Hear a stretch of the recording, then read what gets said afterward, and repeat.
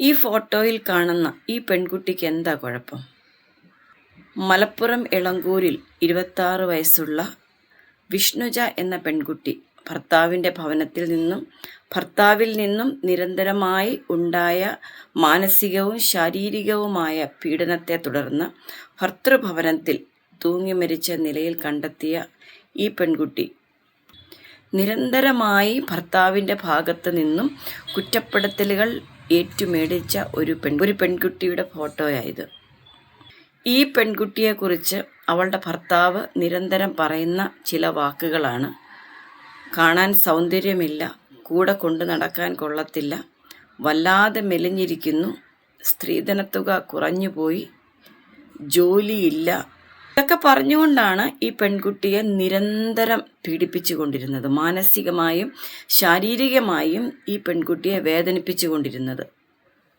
Manjeri medical കോളേജിൽ staff നേഴ്സായിട്ട് work ചെയ്യുന്ന പ്രബിൻ ആണ് വിഷ്ണുജയുടെ ഭർത്താവ്. പെൺകുട്ടികൾക്ക് നീതി വേണം. നിരന്തരമായും ഭർതൃഭവനത്തിൽ നിന്ന് ലഭിക്കുന്ന പീഡനങ്ങൾ സഹിക്കാനാകാതെ എത്രയെത്ര പെൺകുട്ടികളാണ് നമ്മുടെ കേരളത്തിൽ ജീവനൊടുക്കിയിരിക്കുന്നത്. തെളിവുകളോടുകൂടി പെൺകുട്ടികൾ പോലീസിൽ പരാതിപ്പെടുന്ന സമയത്ത് പെട്ടെന്നൊരാക്ഷൻ ഇതുപോലുള്ള വിഷയത്തിന് മേലെടുക്കണം. അതുപോലെ തന്നെ പെൺകുട്ടികൾ ഒന്നും മറച്ചു വെക്കരുത്. ഇതുപോലുള്ള പീഡനങ്ങൾ ഭവനത്തിൽ നിന്നുണ്ടാകുന്ന സമയത്ത് സ്വന്തം ഭവനത്തിൽ പറയണം. സ്വന്തം ഭവനത്തിൽ പറയുകയും അതുപോലെ തന്നെ പോലീസിൽ പരാതിപ്പെടുകയും ചെയ്യണം. എങ്കിൽ മാത്രമേ ഇതിനൊരു സൊല്യൂഷൻ ഉണ്ടാക്കാൻ കഴിയത്തുള്ളൂ. പെൺകുട്ടികൾ തങ്ങളെ തന്നെ മരണത്തിന് ഏൽപ്പിച്ചു കൊടുക്കുന്ന തീരുമാനമല്ല എടുക്കേണ്ടത്. ഒരനുഭവം പറയാം. എൻ്റെ വീടിനടുത്ത് തന്നെ നടന്ന സംഭവമാണ്. ആ പെൺകുട്ടിക്ക് വണ്ണക്കൂടുതലാണ്.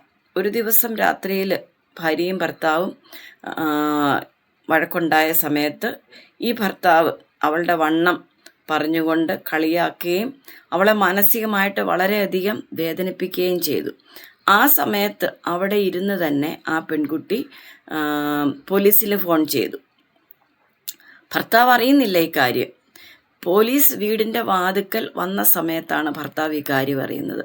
ഭാര്യയും ഭർത്താവും ഗവൺമെൻറ് ഉദ്യോഗസ്ഥരാണ്. പോലീസ് വന്നു. പോലീസ് കാര്യം തിരക്കി.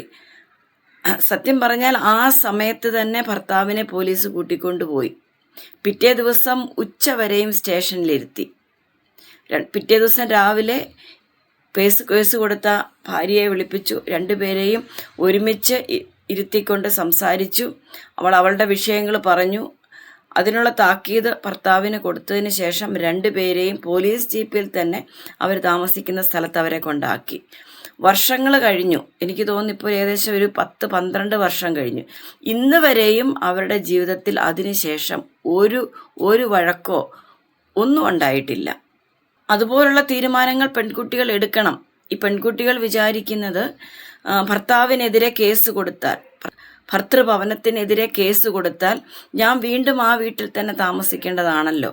അതുകൊണ്ട് എനിക്ക് നേരത്തെ ഉണ്ടായിരുന്നതിനേക്കാളും കൂടുതൽ വിഷമങ്ങളും പീഡനങ്ങളും അനുഭവിക്കേണ്ടി വരും.